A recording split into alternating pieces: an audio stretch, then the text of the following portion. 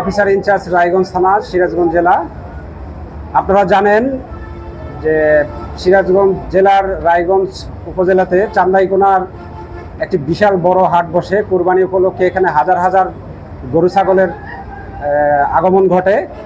তো হাজার হাজার লোকের জননিরাপত্তার স্বার্থে আমরা সিরাজগঞ্জ জেলা পুলিশের পক্ষ থেকে মাননীয় পুলিশ সুপার স্যার জনাব সাইফুল ইসলাম শান্তু বিপিএম স্যার মহোদয়ের দিক নির্দেশনায় আমরা এই হাটের মানুষের জননিরাপত্তার জন্য পর্যাপ্ত অফিসার ফোর্স নিয়োগ করে থাকি এবং আমাদের অনেক অফিসার ফোর্স এখানে দায়িত্ব পালন করছে। আমাদের এখানে একটা পুলিশ কন্ট্রোল রুম রয়েছে, যেখানে আমাদের জাল টাকা শনাক্তকরণের জন্য কয়েকটি মেশিনও স্থাপন করা হয়েছে। যে সকল ভাইয়েরা গরু কিনতে আসেন বা কেনা বেচার সময় টাকার প্রতি সন্দেহ হলে আমাদের এখানে জাল টাকা শনাক্ত করা হয়।